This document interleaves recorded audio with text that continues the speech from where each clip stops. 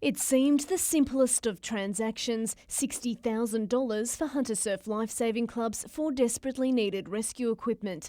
The state member for Newcastle even handed over a novelty cheque, but clubs are yet to receive a single real cent, with the funds being held by Newcastle Council. It's the state government funding that Newcastle Council holds in a trust account, and we've been working with Land and Property Management Authority as well as Hunter Surf Lifesaving in actually what the funds are going to be used for. Council documents show the money's come out of its Stockton Tourist Park Fund. That's something that has the Lord Mayor worried. How can money be shifted out of that account to go to something else when there's no council resolution to do so? After all, if money can be shifted from that account without a council resolution, what else could be shifted without a council resolution? He says a memorandum of understanding means the money can only be spent on infrastructure. I think the clubs have been misled in believing they can use this for rescue equipment. Club members wouldn't comment on camera today, but those we spoke to expressed their frustration and disappointment with the funding situation, saying the money is still needed for new equipment. Hunter Surf Lifesaving CEO says it's working with the state and council to reach an outcome. It's also making a new submission about how the funds will be spent, as the submission for rescue equipment was rejected. Council officers say clubs should receive the money next week. Madeline Bond, NBN News.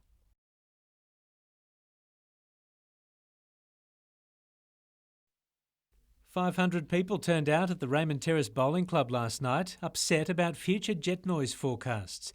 The introduction of the Joint Strike Fighter is still 8 years away, but the predicted noise patterns have already impacted on development approvals and property values in the areas surrounding the RAF base. Residents say extending the runway to the southeast would take noise away from homes. $70 million is about the figure that it would cost to extend the runway. Even if that was out by 4 times that amount, it was $280 million, that is still less than 2% of what they're planning on spending on the planes. Sitting Patterson MP Bob Baldwin says there are several possible solutions. One of those is the introduction of a new instrument landing system, bringing the aircraft in from the east, which will massively reduce the noise footprint over Riverview Ridge and Brandy Hill, including extending the runway beyond the 400-metre planned extension. The Liberal holds Patterson by just a few hundred votes, making the issue a possible deal-breaker in the Hunter's most marginal seat. The 500 people in that room last night probably represent the total amount of the swing needed to throw the seat one way or the other. Paul Lobb, NBN News. To cut or not to cut? It's been the question plaguing the Hunter's civic leaders for years. Now 3 Labor politicians have finally revealed their stance. I want to keep the rail line to Newcastle. You know, if we were to build a light rail immediately as an alternative, I might rethink that. As far as the people of Maitland are concerned, we don't want to see any taking away of the use of that public transport corridor. It's as simple as that. Charlestown MP Matthew Morris favours the retention of rail services and thinks light rail is the way of the future. Newcastle MP Jodie McKay admits it's a vexed issue among her colleagues, and a decision remains months away, with a scoping study on a Wickham transport interchange broken into 2 parts. The first stage of the scoping study was really looking at the feasibility of the interchange option at Wickham and an initial cost. The second stage of the scoping study was going to be completed around October, November, and that was finalising the cost.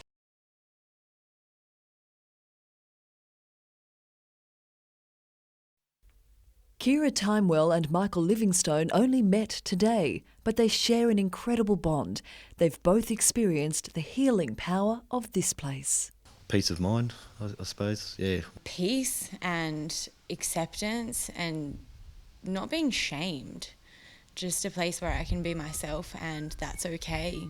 Picturesque Mayumari, now known as the Heal for Life Foundation, to better reflect its role and broaden its reach. The name Mayumari is Hear the Place, and as we grow and become a worldwide organisation, we needed something broader, and so people can be helped even if they don't come to one of our centres. So far, the centre has touched the lives of more than 4,000 people like Kira and Michael. Most, around 69%, come with a serious mental illness.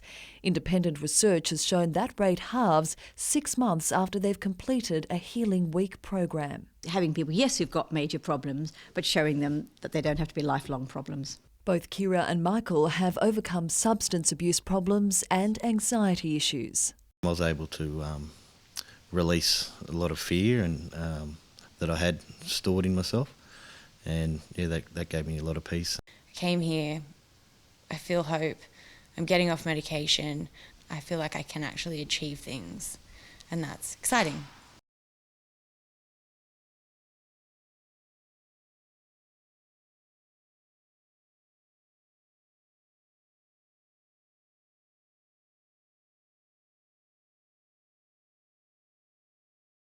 These two airports, if you like, are bookends for northern New South Wales.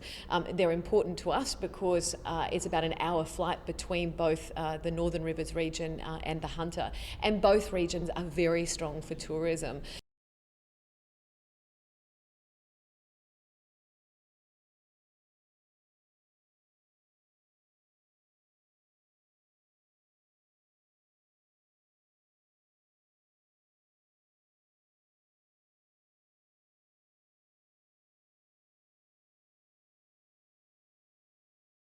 It doesn't matter a great deal where I play when I do play for the Blues, but I guess the amount of time I like to play is 80 minutes. So, you know, I'm prepared to play anywhere, but I'd like to be out there for the whole time.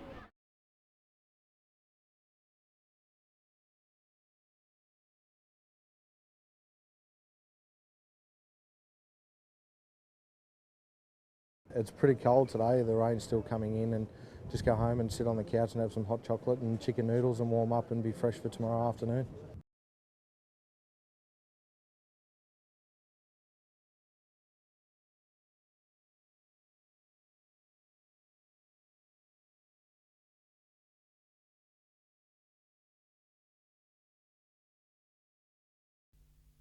A solid crowd braved chilly conditions to see the new look Jets face the NBN State League's top players.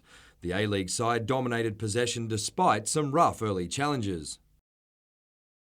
Ali Abbas avoided injury and teed up Michael Bridges, but his claims for a penalty were waved away. Former Jet Joel Woods started a move which led to the State League side's first chance, but Michael Holt failed to connect. Midway through the half, Abbas again proved effective, setting up striker Sasho Petrovski for the Jets opener. Soon after, two of the Jets' off-season recruits made their mark. A cross from Casey Werman fell kindly for Jeremy Brocky, who slotted home Newcastle's second. The A-League side now has 4 games in the next 2 weeks before the season starts, giving every player in the squad a chance to stake a claim in the starting 11. It's an exciting period for us because we've also got Tarek Alrich, Ruben Zatkovic and Jabi Wilhouse to return, as well as Zhang Shu to join us from China. Mitchell Hughes, NBN News.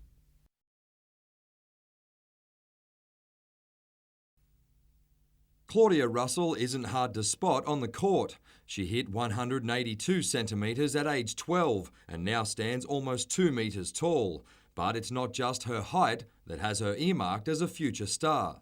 The 16-year-old is also a deadly accurate shooter. The Cessnock teenager was selected in the state under-17 side this year, which finished second at the Nationals in Adelaide. Her performance earned her a scholarship with the New South Wales Institute of Sport, where she's under the guidance of coaches from the Sydney Swifts as part of a very busy schedule. I just keep working hard, keep playing academy. I just played the Hunter CHS team. We went away to the state championships and, yeah, training a lot. The goal is to one day feature in the Trans-Tasman series. I watch them on TV and it's definitely a goal. I would love to be able to play for the Swifts one day or play for any team really. Mitchell Hughes, NBN News.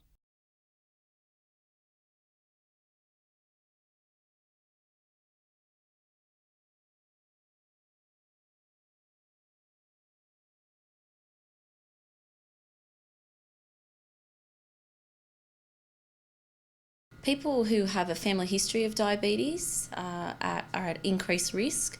Also, people who are overweight don't lead a healthy lifestyle and those who don't exercise.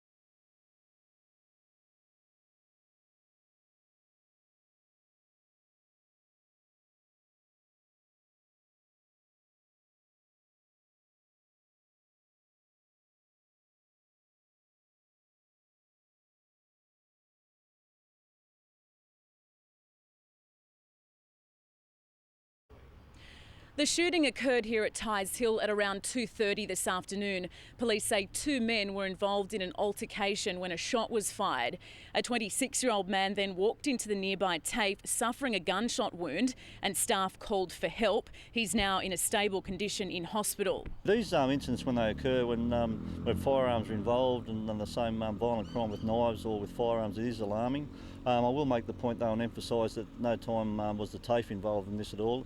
Police believe the 2 men know each other and are confident they know who the offender is. It's of course the 3rd shooting in the Newcastle region in as many weeks, but police say they're all unrelated. Employment in the Hunter is going from strength to strength. There's been a surge in employment. It's continued. We had a record in employment over the last couple of months. In June of this year, we've set another record with just over 317,000 people in work. That's a 9% increase, or an extra 26,000 people in the Hunter's workforce compared to this time last year.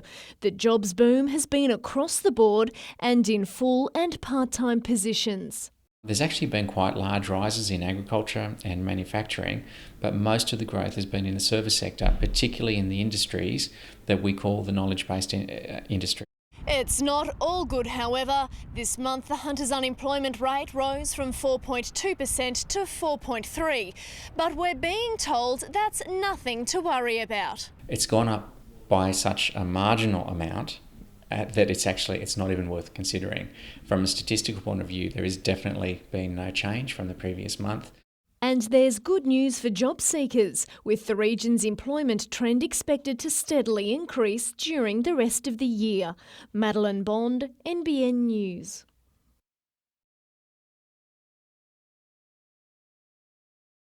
It's sat at the helm of Newcastle Harbour since 1877. In its glory days, the Carrington Pump House powered the port's hydraulic cranes. But in the 60s, the workers moved out and the pigeons moved in. Its functional use as a port asset hasn't been there for a long time, is no longer there, and it's a great day to be able to hand back to Crown Lands.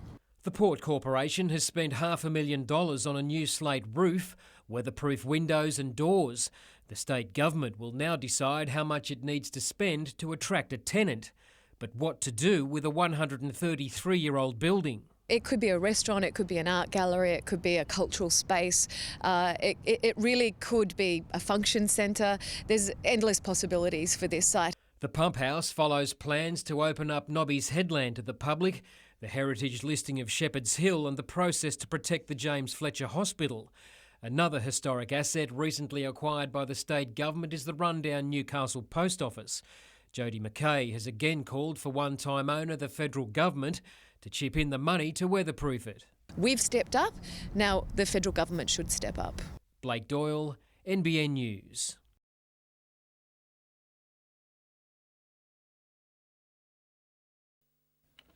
Most roads around Dungog look like this, worn down and full of potholes. Being in a high rainfall area, potholes become worse much quicker than they do in a dry area.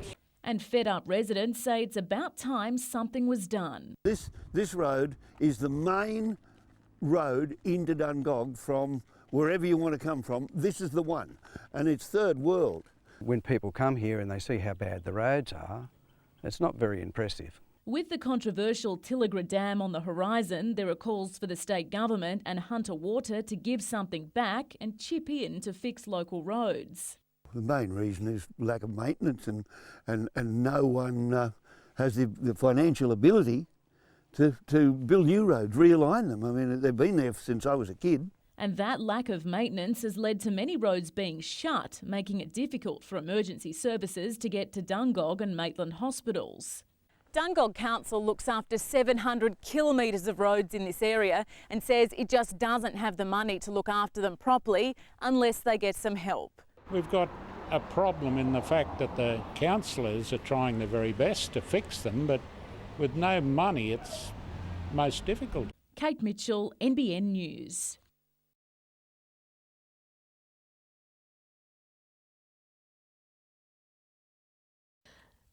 Accidents like these can end racing careers, both for jockeys and horses alike. International and Australian equine experts have spent the past week at Lovedale in the Hunter Valley discussing the latest technology available for treating animals who have sustained serious injuries.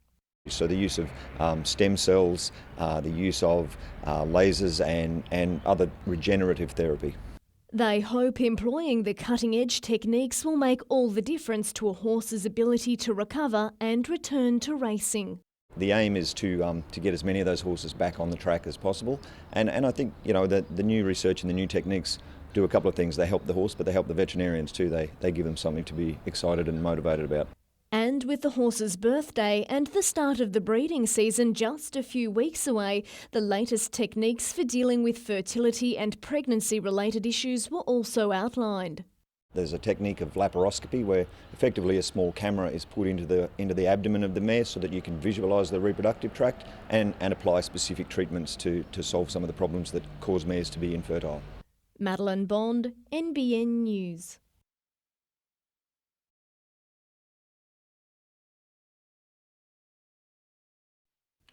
Little Daniel just couldn't wait to get here.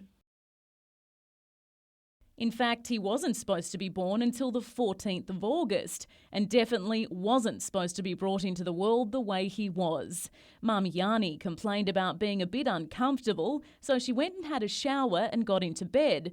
The events over the next hour were totally unexpected. She went and laid down and no more than a minute later, she's screaming and I was coming running into the bedroom and just seen the head there. But the first-time father remained calm. Yelled out to Mum and Dad, and they were over watching movies, and so I got onto the telephone to the ambulance, and by the time I got back, I was, just sort of catch the baby as it finished coming out. Around an hour after Yanni complained of pain, their little bundle of joy had arrived, weighing in at 2.8 kilos, and all before paramedics had time to get there. So I had to work well under pressure, a lot of pressure. After the baby was there and was crying, that's when it hit me. Daniel is making good progress and should be able to go home sometime next week. As for any future additions to the family, the proud parents say they'll definitely try to make it to hospital. Kate Mitchell, NBN News.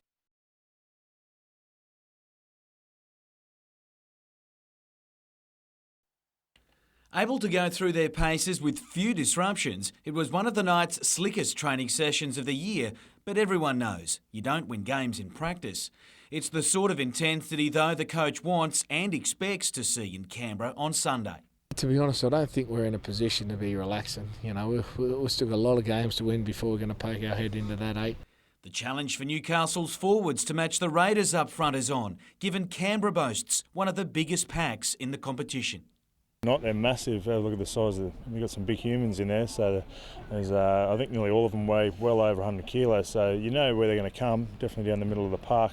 Just where Ben Cross is heading next season remains unclear. Yet to be offered a formal deal to stay, England remains a strong option. 2 weeks, we just had to wait on an appointment, a few coaches and all that sort of stuff in England, and then see what's going on here with the Knights and their recruitment also.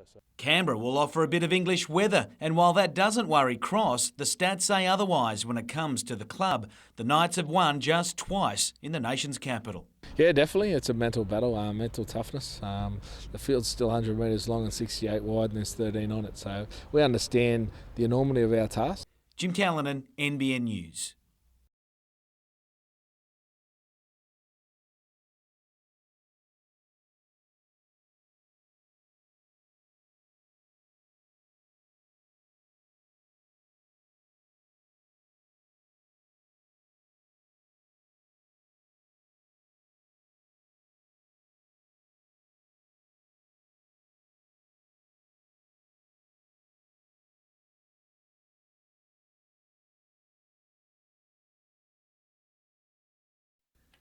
It was a long wait for Kurt Barnes to have a crack at his first major, but watching countryman Adam Scott pull off shots like this must have been encouraging before it was his turn on the first tee. By then, however, the weather was already starting to take a turn for the worse.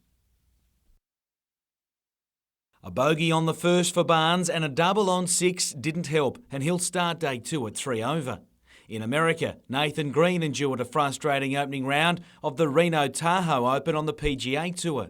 Starting his day on the back nine, his work in close on the par 5 11th set up a birdie chance, which he quickly made sure of. However, his day ebbed and flowed from there and he finished 1 over for the round. Fellow Hunter golfer James Niddies is 1 better at even par.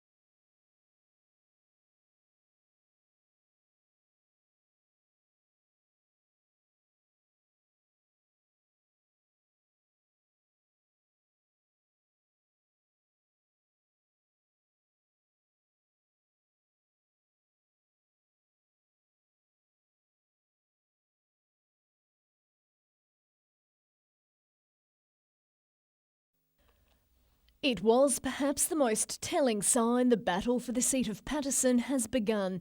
The Hunter region's most marginal federal electorate is held by a 0.4% margin. Incumbent member Bob Baldwin isn't leaving anything to chance. It's always a hard fight, and that's why I take absolutely nothing for granted. The ALP's Jim Arneman says he's up for the challenge. So it's going to take a lot of hard work on our part to roll Bob. He's a seasoned campaigner, but we've got a very good team together and we're very confident. Both plan to attack the other party's policies and champion Paterson's key issues, including increased jet noise over Raymond Terrace, roads in Dungog, as well as health and education to win votes. Meanwhile, all incumbent Hunter-based members will recontest their seats, with Sharon Grierson running in Newcastle, Joel Fitzgibbon running in Hunter, Greg Combay running in Charlton and Jill Hall running in Shortland.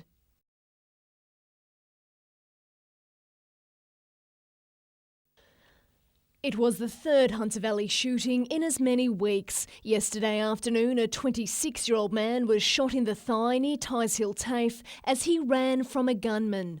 The victim and the offender do know each other. There is a history of disputation between them. The alleged offender was apprehended in Wallsend last night. Homes in Windale and Wallsend were searched following his arrest, where police made several worrying discoveries. At the Wallsend location, firearms were obtained. There was a .22 shortened rifle and a muscat-style handgun with an ammunition clip. Were either of those two guns used in the shooting yesterday? No, they were not. That pistol is yet to be found. Today, a 24-year-old Cardiff man was refused bail at Newcastle Court, charged with shooting with intent to murder and reprisals against a witness. NBN News understands the victim had been a witness in a recent armed robbery case and was recognised by the alleged offender. Police will claim before shooting the victim, the alleged offender held the gun to his head and threatened to kill him. Madeline Bond, NBN News.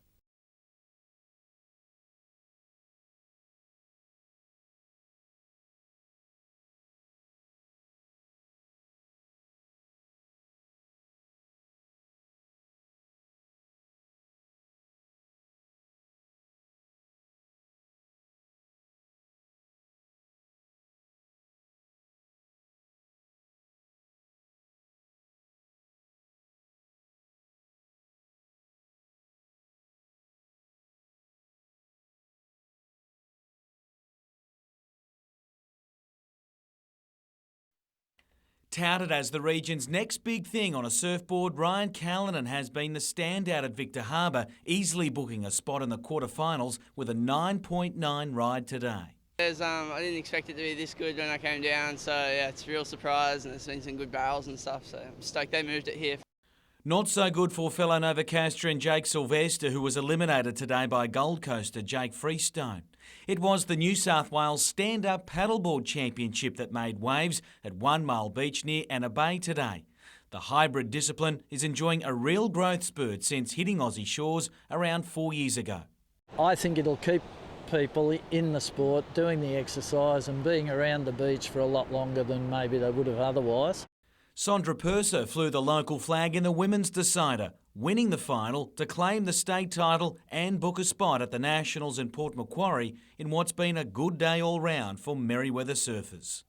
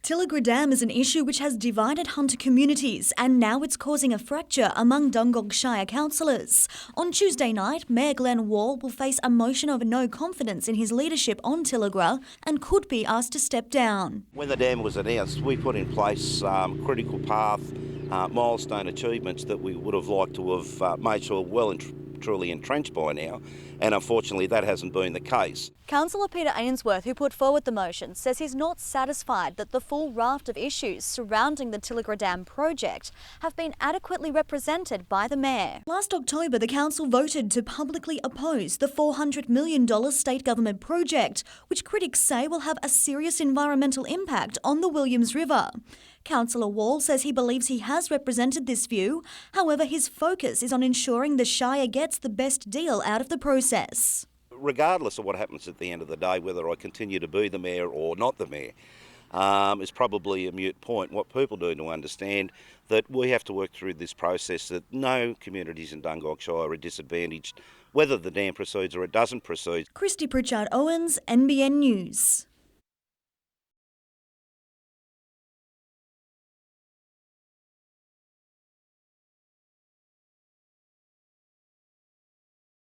And the community that they came in here to live in, they didn't come here to live in a city, they came here to live in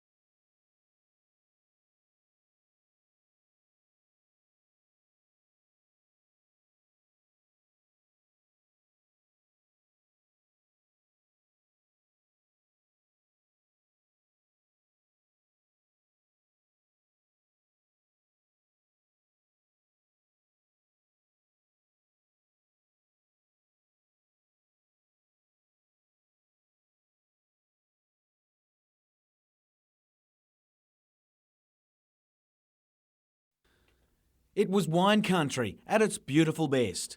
Cloaked in a winter jacket made of fog, the 42-kilometre course had runners at their task earlier than most, winding their way through Pecolbin. Knights board member Robbie O'Davis was a notable inclusion in the long-distance field, but on a course where the scenery was also meant to stand out, these runners couldn't see much at all. Darren Moyle knew where he was heading. Last year's winner knew how to pace himself around this course and opened a comfortable lead. In the women's, the pace was set by Anna Heath, but that hardly seemed to bother Vanessa Parry-Williams. Up front, Moyle easily took out the overall win, while Parry-Williams rounded in and passed the leader all before the finish line as well. The 10K race was by far the most popular in terms of numbers, with more than 900 charging off in that. Scone's Keith McPherson returned home the quickest in that one.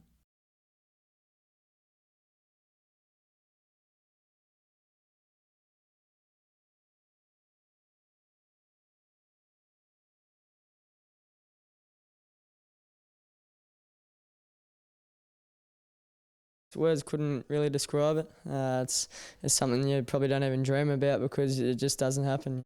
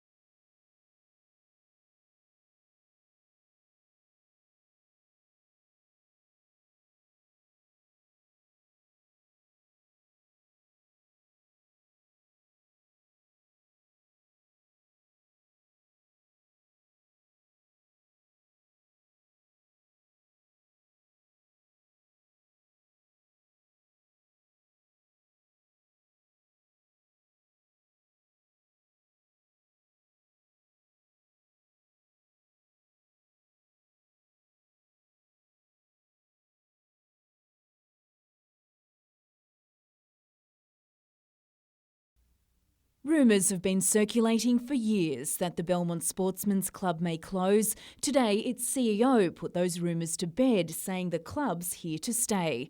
But to ensure its survival and pay off $500,000 to the taxman, the club's planning to sell a large parcel of land, which includes 3 bowling greens and a bowling club. It's to help us not close the doors. There'll be money there for us to pay off a lot of our debts, have some money in the bank that we've got some cash flow behind us so that, we can continue on for many more years, I hope. Like many clubs, its balance sheet isn't looking good. That's partly due to a costly renovation, which did attract more patrons. We did a lot of renovations and we've never gotten, over that with $2.8 million worth of renovations, trying to pay those back. And, we're lucky that we've got an asset that we can sell off. Last week, 300 club members took a vote and supported the board investigating selling off this land. According to the club, just 3 members were opposed. The Sportsmen's Club argues there is another bowling club just a few kilometres away. Jane Goldsmith, NBN News.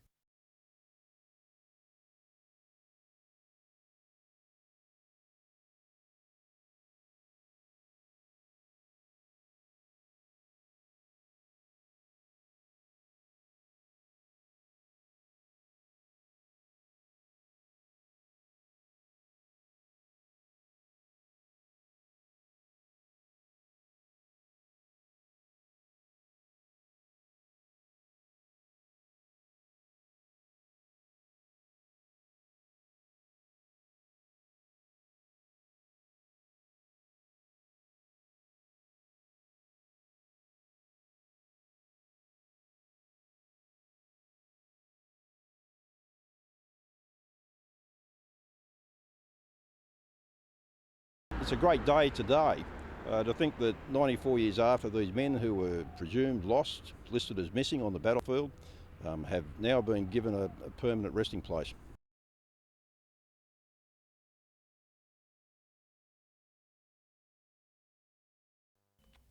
There was plenty to celebrate.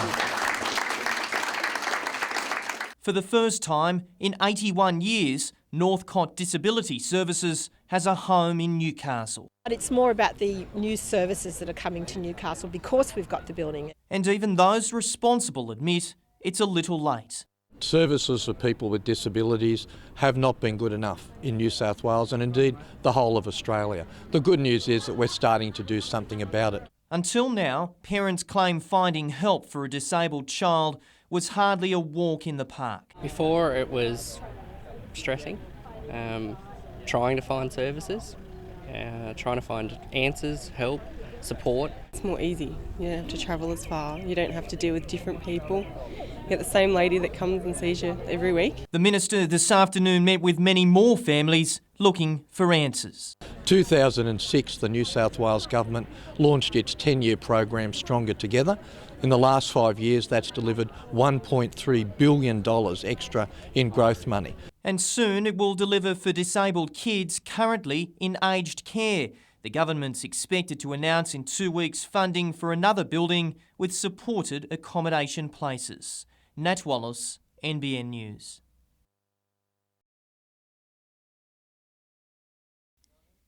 You don't have to look far to find them, circling aimlessly above the site they once called home or perched nearby. Dozens of pigeons, perhaps even hundreds, once roosted inside Surf House. Now displaced, they're confused and need new digs. Well, I've watched since Surf House was started to be taken down. They were on the beach for ages, so it's very sad, I think. I don't think they're very adaptable, I don't know. A few hundred metres away, groups of them have selected 2 beachfront properties. Both have terracotta-coloured tiled rooftops similar to Surf House, the colour perhaps providing some comfort and a reminder of their former home. Avian veterinarian Dr Mark Simpson says that's definitely possible. He expects they'll gradually disperse, but some may stay put. So where to now for the homeless pigeons? Well, there's plenty of derelict buildings in Newcastle, so it's not as though they've just got to fly around, haven't they, and have a look, Hunter Street West would be a good place to start. Or perhaps the evicted tenants could join a few relatives in town. It'll be years before the post office, anything happens to them. A fantastic home, right in the centre of the CBD, close to the beaches and the harbour. Jane Goldsmith, NBN News.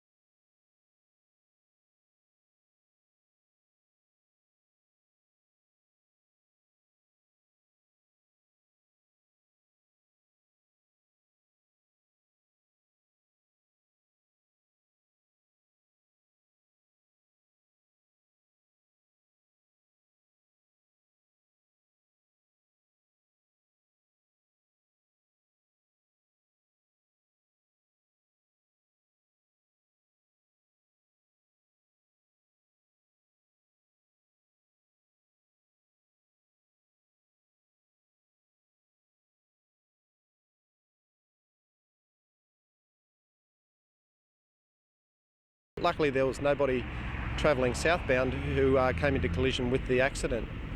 All in all, nobody was injured. It's just remarkable that no one was killed or injured. Very, very good day.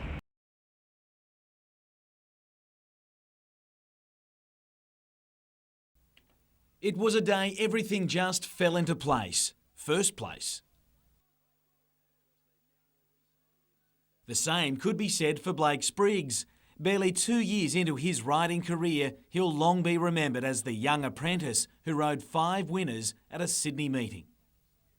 Not so his growing band of supporters, including trainer Gai Waterhouse, who wants to extend his 3-month stay at her stables into a long-term ride. She's asked a couple of times now, and I've only been there a month and a half, and she's very impressed. So we'll just take it day by day and just wait for the 3 months to be up and decide what we're going to do then. But you're just going to play hard to get for a while? I think so, yeah. For an 18-year-old used to going places fast, it's steady steps on the career front. We've never announced this, but a few months ago we had an interest from Singapore. We didn't go with that. With mum Leanne at his side, along with support from his father Dale, a leading provincial jockey himself, it's a combination that's been working wonders on almost all fronts. He didn't make his bed this morning though, and I had to do all his washing still. He knows fellow hoops won't cut him nearly as much slack after his defining day at the weekend, and that doesn't bother Blake, as he aims to be the best apprentice next season.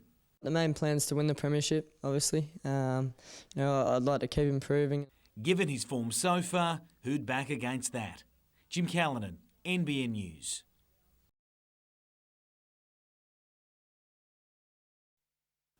Ropeable last night. This is more than embarrassing. This is disgusting, and it's not what we want to stand for, and it's not what we want to be known for, and it's just has a real bad smell and a weak underbelly about it. Coach Rick Stone remained measured but clear today. It's unacceptable, and we're embarrassed. Everyone's embarrassed in the whole organisation the way we played in the first half. He got no argument from players. Everyone's pretty devastated. It was a pretty sombre mood after the game. Everyone knows that no one played anywhere near their best. They were forced to watch the Raiders rip into them again today at a video session that made tough viewing. Harder still for some might be tomorrow's team announcement for the trip to Townsville, with selections now a hot topic. After yesterday, there'll be 13 blokes sort of looking over their shoulders. Get to a point where you've got to put your hand up and say, well, it's my bad, or, I could have done this, or could have done that. One thing is for sure, a performance like yesterday simply won't be tolerated again. We've got to be stronger in those sort of situations and make sure that what we stand for is a lot more than what we showed on the weekend. Adam McDougall remains in doubt after a knock to his ear late in the game. Jim Callanan, NBN News.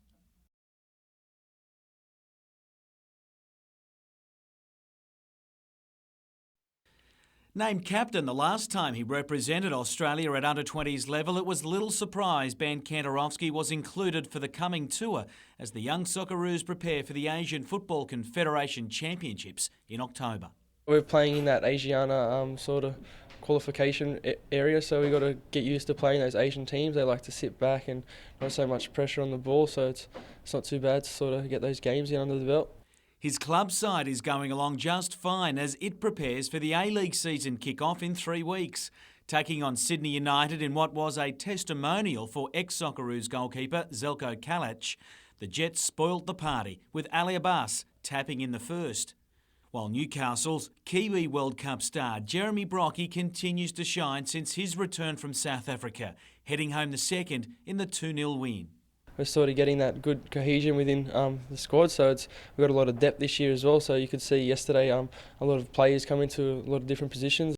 And the Central Coast have called off Thursday's trial match against Newcastle, leaving the Jets now with a match against Brisbane in Port Macquarie on Sunday.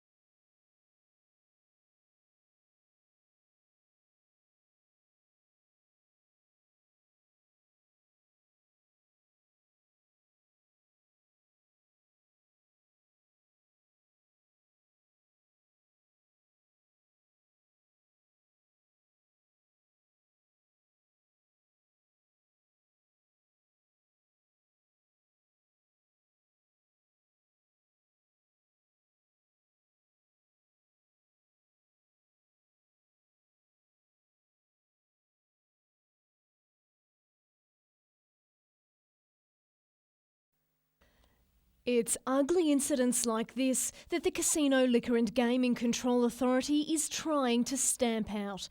But a draft report recommending the 1:30 a.m. lockout already in place at Hamilton be brought forward by half an hour hasn't impressed. I'm disappointed that we've been brought back to 1 o'clock. Hoteliers claim the new lockout would not be in line with other restrictions in place across the state. If you're in Tier 1 in Sydney, which is the most violent of venues so-called, you have a 2 o'clock lockout. But if you're in Tier 3, which is the least violent, in Hamilton, you have a 1 o'clock lockout.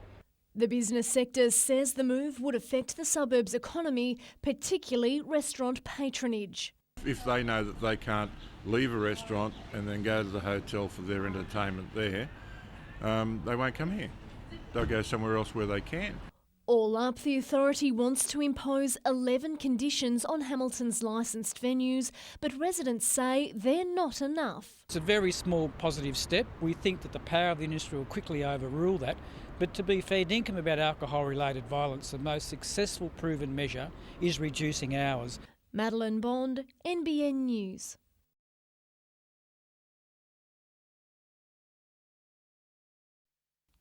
A 4-month fight appears to have paid off. There's been vast improvements to the agreement.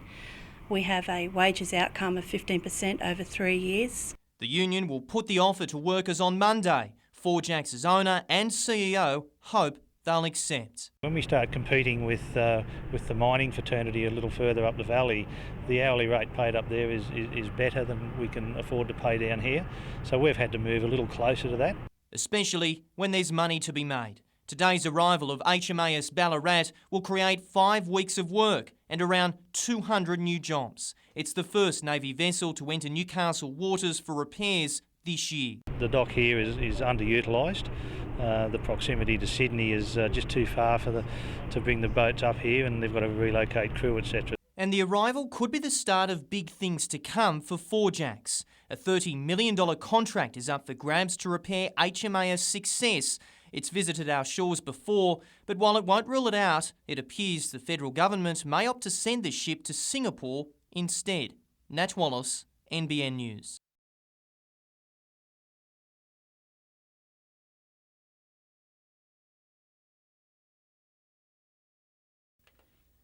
Premier Keneally was grandstanding in Sydney yesterday announcing a new light rail, pedestrian and cycle corridor reusing an old heavy rail line. $500 million dedicated to the expansion of light rail to be done in 2 stages. It's part of Sydney's $50 billion transport plan. Called a Greenway, it has Newcastle's Fix Our City campaigners and the business chamber green with envy. It must be like a stake through the heart to the community. It is just absolutely unbelievable. They're also seeing red. It's just the sort of thing they'd like to see in Newcastle. But the state government is yet to even make public its decision on the city's rail line, let alone announce funding. Extremely disappointing. We often say jokingly that that Sydney people seem to think that New South Wales stops at the Hawkesbury Bridge. This is just yet another example, yet it's coming from government. And with David Jones's mall lease set to expire early next year, pressure is mounting on the Premier to show her cards. You've got GPT that are waiting to go ahead with a $650 million development. Where else does the government get seed money like that to help redevelop a city? Absolutely nowhere. They're not doing anything about it, and the whole thing's going to fall down around us.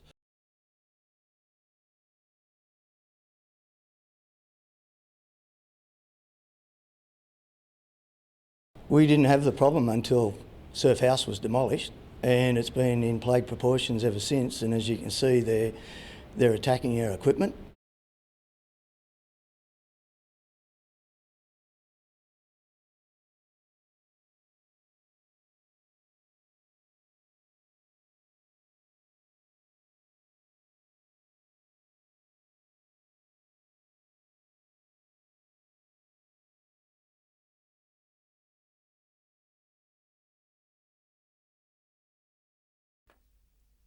They patrol the streets, checking parking tickets and fining motorists doing the wrong thing. According to Karen and Melissa, the advantages include working outdoors. However, it can be challenging, especially in the face of abuse and threats from drivers. Most of the incidents we've encountered are verbal abuse, but from time to time it has got physical, and that's simply not acceptable. Mostly talking pushing and shoving and that sort of thing, but we're concerned to make sure that people realise these are people just like them going about their job who deserve to go home safely at the end of their shift. Ultimately, they'd like more respect and for the abuse to end. But in the meantime, council is improving the officers' safety equipment. They're out in the street at the moment in pairs, but that hasn't reduced incidents of physical and verbal assault. So we're introducing some new measures, some two-way radios, some video surveillance and some duress alarms. Currently, they each have a duress alarm, but they'll be upgraded. Meanwhile, the officers are focusing on mobility parking cheats next week, catching people who fraudulently display disabled parking permits. Those found to be deliberately misusing permits may be fined more than $500. Jane Goldsmith, NBN News.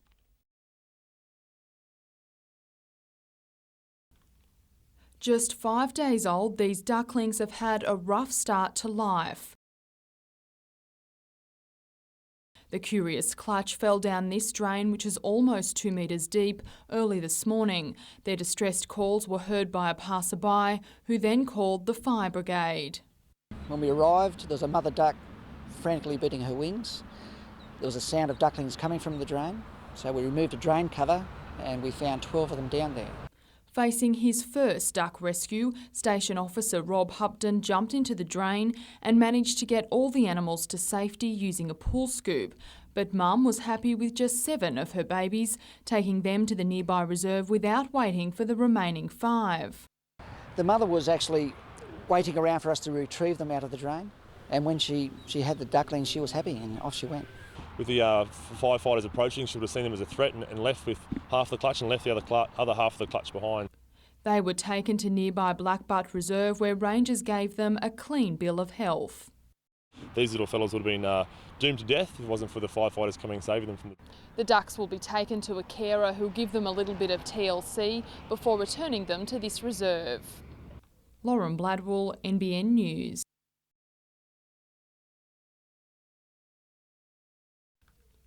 Among the sea of thousands paying their respect in Fromell were 14 history students from Belmont Christian School. It was a long day, but it was very moving for the kids, especially hearing the diary entries from the diggers, and so many of them remained so hopeful, and unfortunately it just didn't turn out that way. At the ceremony's conclusion, the group laid wreaths at the graves of soldiers they've studied. Some pupils were even invited to read prayers at private family services. It is an amazing place to be, and it was great meeting the family of the soldier I researched, and they were just really appreciative of what we were doing. Also showing his gratitude, Prince Charles, who granted the Belmont students a royal meeting. Meanwhile, the family of Maitland's Private Harold Burke was among those at the ceremony. Seen here with relatives shortly before leaving for war, Private Burke is one of a dozen Hunter soldiers now given the recognition they deserved. Lauren Bladwell, NBN News.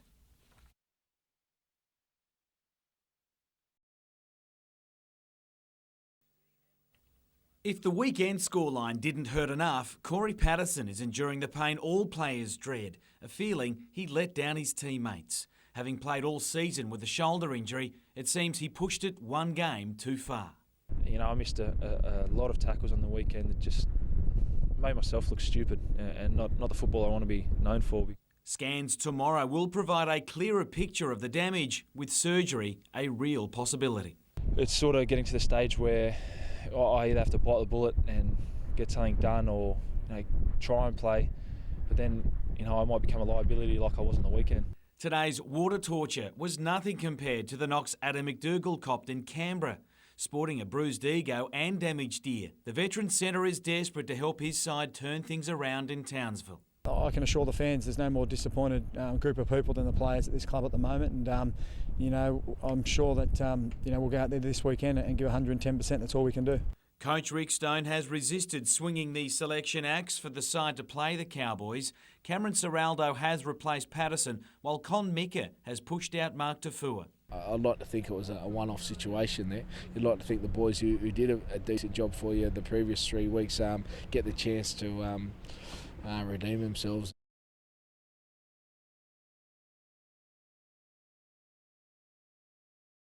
A lot has changed in the 2.5 years since the Jets won the A-League title. Jobe Wheelhouse is one of the few from that squad who remains, and he rates the current group even higher. I think it's the strongest squad we've had probably since the A-League started, so I'm quite sure we're probably going to improve on last year's 4th position, and hopefully we can get another title. It's a big call considering you won a premiership not too long ago, mate. Yeah, well, I think maybe back then we had a few more stars, but this year definitely the depth of the club's the best I've seen it. Wheelhouse is one of several desperate for game time in Port Macquarie against Brisbane, along with Tarek Elrich and Ruben Zadkovic, as they attempt to prove off-season surgery and injury are behind them. One who's already brushed aside such issues is Ben Kantarowski, but his next 2 weeks will be spent abroad with the young Socceroos. He's been absolutely outstanding this year. His game's improved, you can tell, and we worked very hard on that. He's got a lot of credits, but I can't guarantee him starting 11 when he comes back. The Jets will play an inter-club trial tomorrow before heading north for Sunday's match against the Raw.